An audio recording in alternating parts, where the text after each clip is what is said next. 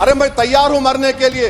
तुम मारोगे क्या? बोलो, कहां मारोगे बताओ। अरे तुम कहां मारोगे? तुम्हारी गोलियां खत्म हो जाएंगी, मैं जिंदा रहूंगा।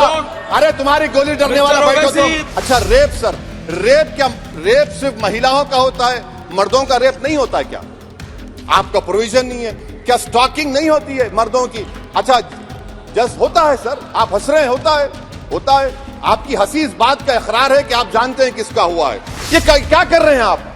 किस लिए कर रहे हैं आप अंदाजा भी लगा रहे। भाई आज आप वहां बैठे, कल आएंगे इंशाल्लाह, फिक्र मत करिए। नोटिफाई करेंगे किसी को टेररिस्ट, कोर्ट क्यों नहीं करेगा? पुलिस वाला कैसे करेगा मुझे टेररिस्ट नोटिफाई? किसी ऑर्गेनाइजेशन को टेररिस्ट घोषित कर देंगे। मैंने वजीर दाखिला का एक स्टेटमेंट सुना था अमित शाह साहब का कि जब गुजरात के होम मिनिस्टर थे तो उन पर जुल्म किया गया, उनको दबाया गया।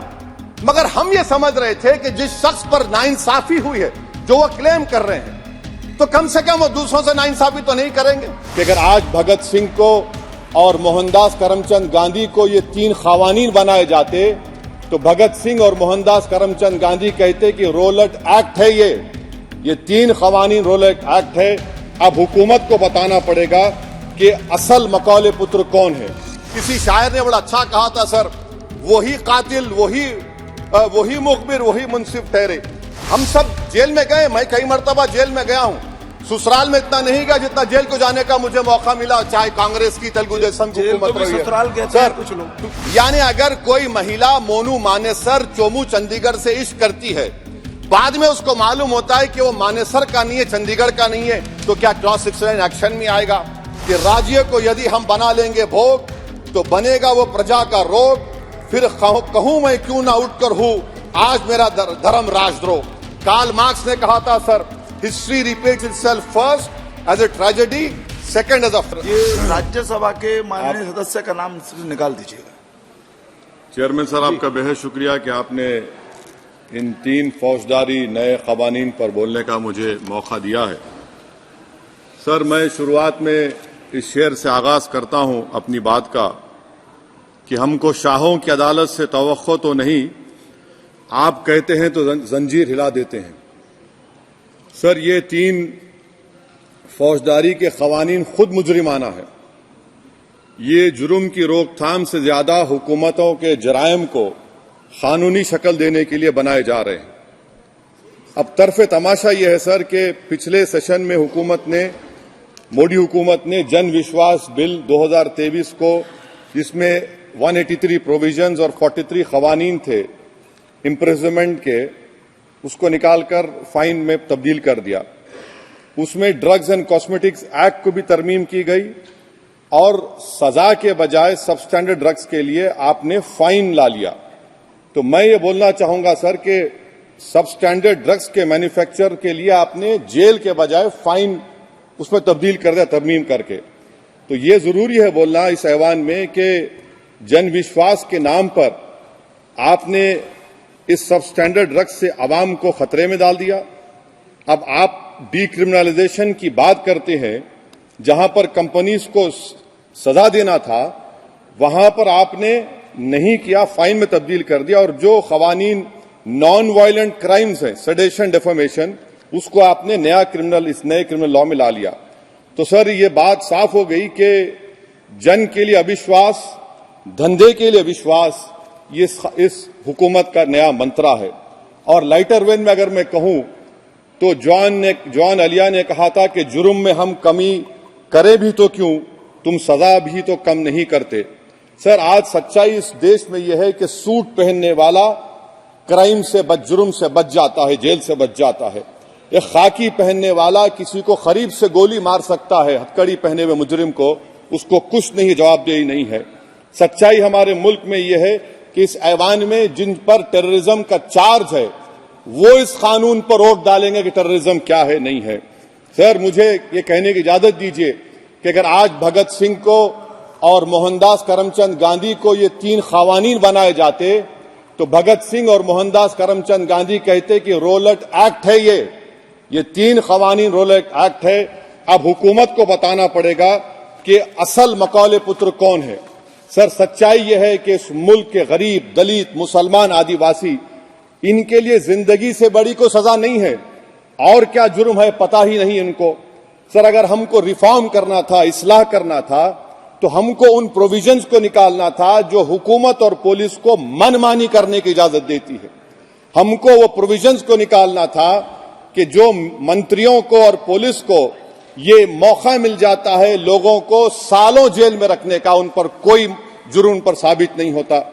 हमको ये करना चाहिए था कि जो प्रोसिक्यूटर होता है वो फैब्रिकेटेड एविडेंस डालकर ताकतवरों को अपनी ताकत की बुनियाद पर उनको छूट दे देता है। हमने वो काम नहीं किया। आज हमारे वतन अजीज भारत में सबसे ज्यादा अंडर ट्रायल अगर कोई है जेलों में तो मुसलमान, दलित, आदिवासी हैं। सर, इनका कन्विक्शन रेट देख लीजिए आप। एनसीआरबी का डेटा है 2017 से 21 का, 20% अंडर ट्रायल मुसलमान है, 16% कन्विक्शन है और मुसलमानों की आबादी 14.2% है। प्रिवेंटिव डिटेंशन ले लीजिए, जिसको इस्तेमाल किया जाता है जुडिशियल प्रोसेस को सबवर्ट करने के लिए और फेयर ट्रायल को सबवर्ट करने के लिए। आज भारत की जेलों में 30% डेटेन्यूज मुसलमान है। उत्तर प्रदेश में 2017 में 33% मुसलमान डेटेन्यूज थे। आज 83.9% उत्तर प्रदेश की जेलों में मुसलमान डेटेन्यूज है। सर, एक और मिसाल दे रहा हूं, CSDS की रिपोर्ट है, थिंक टैंक है बहुत बड़ा, जो कहता है कि they have found substantial prejudice against Muslim police force. Bihar, Maharashtra, Uttarakhand, Jharkhand, 2/3 of the surveyed police personnel believe that Muslims were more inclined to violence than members of the communities. ये empirical evidence है। इसी रिपोर्ट में कहा गया कि 35% जिन पुलिस के अहदेदारों का सर्वे किया गया उन्होंने मॉब वायलेंस को नेचुरल करार दिया, खास तौर से उन केसों में जहां पर काउ स्लॉटर होता है। CJPAP का इन्वेस्टिगेशन रिपोर्ट है सर कि कोविड-19 के दौरान जिन लोगों 25% मुसलमानों का अरेस्ट किया गया था, ये बायसनेस नहीं है तो क्या है। मध्य प्रदेश में मुसलमान 7% के करीब है और 21% मुसलमानों का नाम सर FIR में डाल दिया गया था। सर, प्रोजेक्ट 39 ने, नेशनल लॉ यूनिवर्सिटी ने उन लोगों का सर्वे किया जिन पर सजाए मौत दी गई। हैरत अंगेज बात यह है कि सर 76% बैकवर्ड क्लास, दलित और रिलीजियस माइनॉरिटी से ताल्लुक था। कितने दलित और एसटीज डेथ रो पर हैं सर? महाराष्ट्र में 50%। कितने मध्य प्रदेश में है सजाए मौत के? 36% दलित और आदिवासी। कर्नाटका में 36%, बिहार में 31%, झारखंड में 30%, गुजरात में 19 लोग जो सजाए मौत के इंतजार में हैं, 15 मुसलमान हैं। केरल में 60% जो सजाए मौत के मुलजिम है रिलीजियस माइनॉरिटीज है। सर, आखिर इस देश में कब तक ये चलता रहेगा कि अनस्पोकन रिजर्वेशन उन लोगों के लिए उनके पास पूरा पॉलिटिकल पावर है और एक अनस्पोकन रिजर्वेशन है दलित, मुसलमान, आदिवासियों के, इनको जेल में रहना पड़ता है। कि आखिर ये कैसे मुमकिन है सर कि आलाजात के जो अक्सरियती तबके के लोग हैं उनके पास सियासी ताकत है, माशी ताकत है, सोशल ताकत है और मुसलमान और दलित, आदिवासी जेलों में पड़े रहते हैं। अरे अगर आप 3 कानून लाकर इस्लाह कर रहे हैं तो कौन सा इस्लाह है? आप तो ताकतवरों का रिफॉर्म कर रहे हैं, गरीबों को इससे क्या फायदा हो रहा है?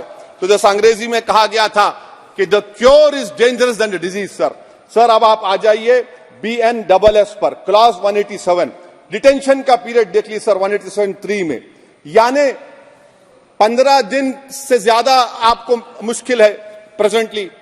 अब आपने प्रोविजन दे दिया कि 90 दिन तक आप कभी भी 5 दिन का, 6 दिन का, 10 दिन का, यानी 90 दिन तक किसी को बेल नहीं मिलेगी। और हैरत अंगेज बात यह है कि UAPA के कानून में जिसको जेल में डाला जाता है UAPA में 30 दिन के बाद एक सुपरिटेंडेंट ऑफ पुलिस को कोर्ट में एफिडेविट देना पड़ता है कि क्यों आप पुलिस कस्टडी ले रहे हैं जेल से। आपने वो भी निकाल दिया। यानी जिस किसी को भी आप इस कानून में अरेस्ट करेंगे, UAPA से ज्यादा मैं 90 दिन जेल में रहूंगा। और कौन रहेगा जेल में? मुसलमान रहेगा, दलित रहेगा, आदिवासी रहेगा और बेल उसको नहीं मिलेगी। तो ये खुद सुन लीजिए, तो यानी कन्विक्शन नहीं होगा, ना बेल मिलेगी क्योंकि पुलिस कस्टडी है। ये कानून में है सर, आप मुझे करेक्ट कर सकते हैं। अच्छा, DK बासु के गाइडलाइंस को आपने अडॉप्ट नहीं किया। क्लॉज 53(1) आप ये भी नहीं कह रहे कि भाई कौन उसको एग्जामिन करेगा, तो discretion of the medical practitioner. अरे आप ये पुलिस में जब जाते हैं तो पुलिस इतनी खातिर तवाजो करती है कि तलवों से लेकर जिस्म तक पूरे निशानात उसके जिस्म पर रहते, और आप कह रहे हैं कि मेडिकल प्रैक्टिशनर डिस्क्रेशन करेगा तो होगा। अब आप आ जाइए सर इसके ऊपर, आपको बता रहा हूं सर। अब आप देखिए क्लॉज 187 तो आपके सामने जिक्र कर दिया मैं सर। अब आप देखिए क्लॉज 472 मर्सी पिटीशन, आर्टिकल 79 और 161 का कॉन्स्टिट्यूशन का हिस्सा है, और ये आप कानून लाकर कहती हैं कि उसकी तरफ से मर्सी पिटीशन डालेगा तो कन्विक्ट, लीगल है, अदर रिलेटिव। सर जो सजाए मौत काटेगा वो तो आधा पागल हो जाता है जेल में, आप थर्ड पार्टीज को मौका नहीं दे रहे। ये कौन सा इंसाफ है बताइए आपका, ये कौन सा इंसाफ है आपका? और फिर सर आप ये बताइए कि थर्ड पार्टीज को बाहर कर रहे हैं, अच्छा कितना टाइम आप दे रहे हैं, कितना टाइम आप दे रहे हैं कि सुप्रीम कोर्ट के रिजेक्शन ऑफ एसएलपी के बाद 30 दिन और गवर्नर के रिजेक्शन के बाद 60 दिन, ये कैसा इंसाफ होगा सर? सुप्रीम कोर्ट ने कहा कि multiple mercy petitions can be filed, आपने उसको भुला दिया। अच्छा सर अब आप एक और बात देख लीजिए, क्लॉज 479 में ये कहते हैं कि अगर कोई डिटेंशन पीरियड अपना 1/2 ऑफ द क्राइम जो ऑफेंस का पूरा कर लिया तो उसको बेल मिलेगी। आप तो उसको और खतरनाक कर दिए।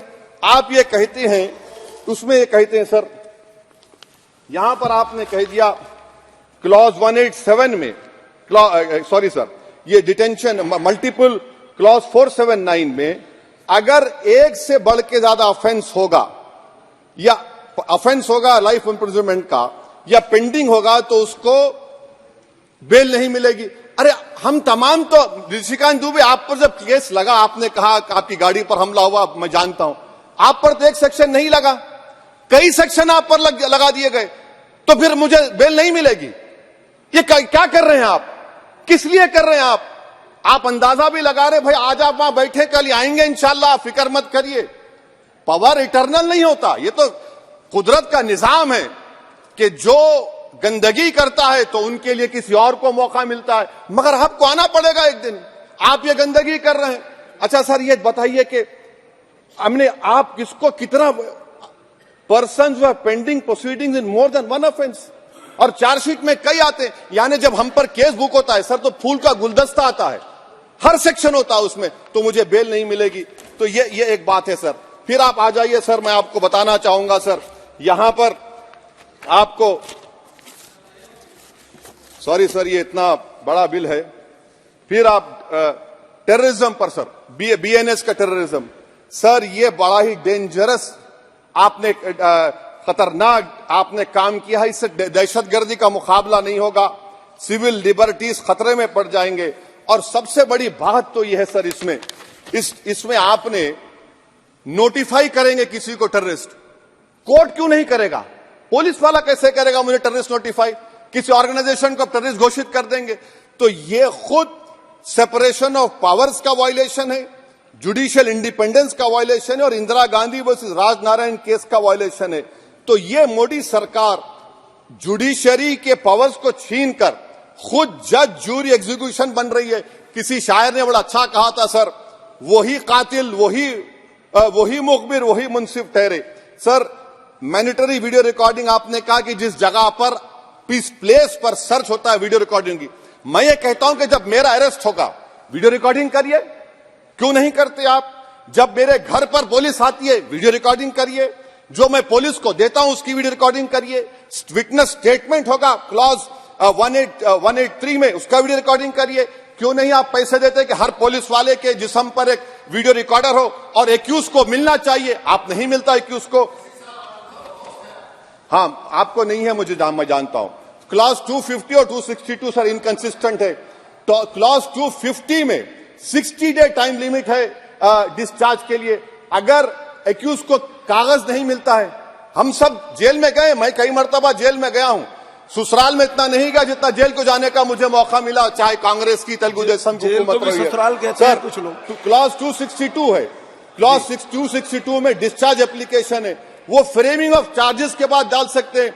ये it defeats the purpose. What is the discharge application which is to prevent police from using delay tactics? Discharge always precedes framing of charges.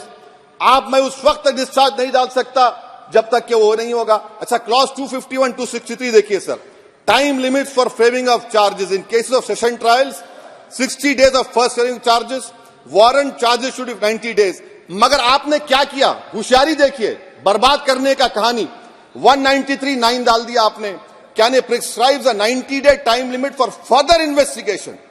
For further investigation, what will happen when supplementary charge sheet are put? Will the accused be acquitted? क्या मुझे छोड़ देंगे आप? क्या कोई time like this is a dead letter. यानी आप तो पूरे का पूरा सिविल राइट्स लिबर्टीज बोलिए सब छीन ले रहे. अच्छा सर, इसमें आपने लिंचिंग का एक कानून बनाया बीएनएस में, सेक्ट क्लॉज 103 में. अब आप इसमें देखिए सर, लिंचिंग कब हो सकता है?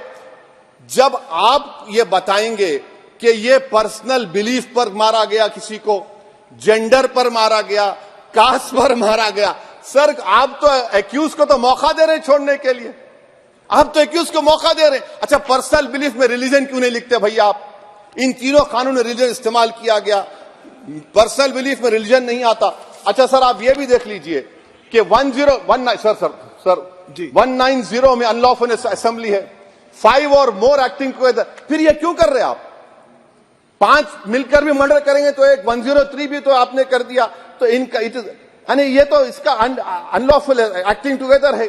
अच्छा सर, मैं आपको बताना चाहूंगा, आपके ये बीएनएस का 172(2) आप देखिए कि पेटी केसेस में when the occasion is past, किसका मतलब क्या है? व्हेन द ओकेजन होगा क्या सर? अब हम चुनाव लड़ते तो जो हमारा जो पार्टी अपोजिंग रहती है वो कहती है कि इनके 25 लोगों को 50 लोगों को गिरफ्तार कर लो, गिरफ्तार कर लेते मेरे बूथ के एजेंट्स को. और बोल रहे व्हेन, उसमें आप लिख रहे क्या है? When the occasion is past, माने पास हो जाएगा पोलिंग के 5 बजे छोड़ देंगे. अरे आप अपना ही हाथ काट रहे हैं अपने आप. याद रखिए, आज आप मुस्कुरा रहे हैं, कल यहां पर बैठेंगे कोई और कर दे का काम आपके ऊपर. अच्छा रेप सर, रेप क्या? रेप सिर्फ महिलाओं का होता है, मर्दों का रेप नहीं होता है क्या? आपका प्रोविजन नहीं है क्या? स्टॉकिंग नहीं होती है मर्दों की? अच्छा जस्ट होता है सर, आप हंस रहे हैं, होता है, होता है. आपकी हंसी इस बात का इकरार है कि आप जानते हैं किसका हुआ है. तो justice JS Verma sir, justice JS Verma का जेंडर न्यूट्रल बनाइए. अच्छा, क्लॉज 69 को, क्लॉज 69 लव जिहाद आ गया. देखिए सर, क्लॉज 6 लव जिहाद आ गया. उसमें बियॉन्ड रीजनेबल डाउट प्रूव ही नहीं कर पाएंगे आप. अब उसमें क्या बताना पड़ेगा? Suppressing identity. यानी अगर कोई महिला मोनू मानेसर चोमू चंडीगढ़ से इश्क करती है, बाद में उसको मालूम होता है कि वो मानेसर का नहीं है, चंडीगढ़ का नहीं है, तो क्या क्लॉज 69 एक्शन में आएगा? आप बताइए कि अच्छा अगर कोई ये कहेगा कि मेरा नाम, कुछ नाम है, कई कुछ नाम होता है जो कॉमन नाम होता है मुसलमानों में, दीगर मज़ाहिब में, तो क्या वो सेक्शन अप्लाई होगा? ये क्या आप कर रहे हैं? अच्छा, आपने अडल्ट्री को निकाल दिया, आपने होमोसेक्सुअलिटी को निकाल दिया. तो ये कंसेंशुअल सेक्सुअल रिलेशन जो 18-20 साल के ऊपर के लोगों में करते हैं, मैं इसका खिलाफ जरूर हूं मजहबी एतबार से, मगर आप क्यों उनकी ऑटोनॉमी को रोकना चाहते हैं? अच्छा सर, सेक्शन क्लॉज 1093 बीएनएस का, आपको it does not require knowledge और intention part of person facilitating commission of organize crime. ये मैं 5 मिनट दीजिए सर. सर बीएनएस का सेडेशन पे देख लीजिए, सेडेशन को आपने दोबारा ला लिया. लफ्ज सेडेशन इस्तेमाल नहीं किया आपने. 3 साल से 7 साल आपने सुप्रीम कोर्ट को अंडरटेकिंग दी थी कि प्रोविजन नहीं लाया जाएगा. तो चेयरमैन सर, यहां पर हिंदी के एक बहुत मशहूर कवि का वो शेर मुझे याद आ रहा है, मैथिली शरण गुप्त का, कि राज्य को यदि हम बना लेंगे भोग तो बनेगा वो प्रजा का रोग, फिर कहूं मैं क्यों ना उठकर हूं आज मेरा धर्म राजद्रोह. कार्ल मार्क्स ने कहा था sir, history repeats itself first as a tragedy, second as a farce. अब क्लॉज 195(1)(d) देखिए, it criminalises the making of publication of false and misleading information jeopardising sovereignty integrity of India. Vague है, यानी जो कोई भी पत्रकार investigative journalism लिखेगा आप उसको इस्तेमाल कर लेंगे और जेल की सलाखों में उसको डालकर आप सड़ा देंगे. सर मैं आपको और एक बात बताना चाहूंगा कि रैश एंड नेग्लिजेंट एक्ट जो आईपीसी में था 2 साल थे, 304, आप उसको बढ़ाकर 5 साल कर दिए 1061 में, बीएनएस 1 में. और rash and negligent driving 304 IPC में था 2 साल की सजा, आपने 10 साल कर दिया. यह क्रिमिनल जुरिस्प्रूडेंस का हिस्सा नहीं है. अच्छा, क्रिमिनल ऑर्गेनाइजेशन उत्तर प्रदेश में यूपी गैंगस्टर एक्ट में एक चार्जशीट में गैंगस्टर एक्ट लगता. सर आप बताइए फिर यूएपीए का क्या होगा, पीएमएलए का क्या होगा, महाराष्ट्र मकोका क्या होगा, गुजरात के कोका क्या होगा। आप ये सब कानून रख रहे हैं और एक पुलिस वाले को आप ये तमाम कानून की इजाजत देंगे। याद रखिए, जिंदगियां बर्बाद करने का काम आप कर रहे हैं और सबसे बड़ा इसका नुकसान होगा। किसका नुकसान होगा? दलितों का, मुसलमानों का, आदिवासियों का। और वो पॉलिटिकल पार्टीज जो कल आज सत्ता में है, कल नहीं रहेंगे, वो बदले की भावना से काम करते हैं। सर, मुझे पुलिस ने पीटा सर, 1999 22 दिसंबर को मेरे सर पर 20 टाके लगे, पीठ से लेकर पैर तक मारा गया। आपको मालूम सर क्या हुआ? तेलुगु देशम की सरकार थी, उन्होंने उन दोनों पुलिस वालों को जिन्होंने मुझे मारा था उनको आईपीएस कन्फर कर दिया। आईपीएस अरे मैं तैयार हूं मरने के लिए। तुम मारोगे क्या? बोलो, कहां मारोगे बताओ? अरे तुम कहां मारोगे? तुम्हारी गोलियां खत्म हो जाएंगी, मैं जिंदा रहूंगा। अरे तुम्हारी गोली डरने वाला बैठो तुम, अरे चप्पन देके बैठो तुम। प्लीज आप बैठ जाइए। टेररिज्म का देखिए सर, आप बैठ जाइए प्लीज। यूएपीए का सर, मैं खत्म कर, टेररिज्म उनको रोकिए sir. Okay please sit down. हाँ, तुम गोली मार सकते, सस्पेंड नहीं कर सकते और कुछ नहीं कर सकते। डोंट से एनीथिंग जी। टेररिज्म का डेफिनेशन में आप देखिए, यूएपीए का सेक्शन 16 क्लॉज 113 में आ गया। यूएपीए का सेक्शन 15 क्लॉज 131 में आ गया। देख लेंगे उसको, देख लेंगे। यूएपीए का आपत्तिजनक अंश निकाल दिए जाएंगे। यूएपीए का क्लॉज 18 113(4) में आ गया। यूएपीए का क्लॉज 18 113(3) में आ गया। यूएपीए का क्लॉज 20 113(5) में आ गया। यूएपीए का सेक्शन 19 113(6) में आ गया। अरे भाई साहब, फिर क्या बचा है? आप यूएपीए से, मकोका से, गुजरात कोका से पीएमएलए सब ला लिए। तो स्पीकर सर, मैं अपनी बात को खत्म करने से पहले मैं उम्मीद कर रहा था कि मैंने वजीर दाखिला का एक स्टेटमेंट सुना था अमित शाह साहब का कि जब गुजरात के होम मिनिस्टर थे तो उन पर जुल्म किया गया, उनको दबाया गया। मगर हम ये समझ रहे थे कि जिस शख्स पर नाइंसाफी हुई है, जो वो क्लेम कर रहे हैं, तो कम से कम वो दूसरों से नाइंसाफी तो नहीं करेंगे। आप क्या कर रहे हैं? अरे ऐसे हजारों लोग हैं जिन पर जुल्म हो रहा है, ना उनके पास दलील है, ना उनके पास वकील है, ना उनके पास आजादी है। तो ये तीन सर मैं आखिर एक लव ये तीनों कवानीन हमारे मुल्क की जमहूरियत के लिए, इन गरीब तबकात के लिए नुकसानदेह साबित होगा। और ये सरकार को मैं चार्ज दे रहा हूं, आप चेक रिपब्लिक में निखिल गुप्ता बैठा है, लेके आओ ना उसको। कुलभूषण यादव पाकिस्तान में बैठा है, लेके आओ ना। कतर में हमारे फौजी बैठे, लेके आओ ना उनको। अरे कहां तुम्हारी देशभक्ति है? अरे निखिल गुप्ता को लाओ, इस कानून में इस्तेमाल करो। मगर वो नहीं बोलेंगे। मैं इस कानून के मुखालिफत में खड़ा हूं जो भारत की जमहूरियत के लिए खतरा बनेगा। शुक्रिया सर। श्री पुष्पेंद्र सिंह चंदेल।